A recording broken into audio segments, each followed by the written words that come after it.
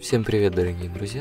Это канал Hard Reset Info, и сегодня я покажу вам, как в игре City Island 3 выключить звуковые эффекты.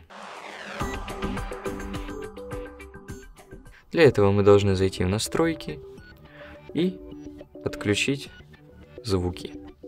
И все, после этого в вашей игре не будет звуков природы и любой другой деятельности. Спасибо за просмотр, ставьте лайки, подписывайтесь на канал.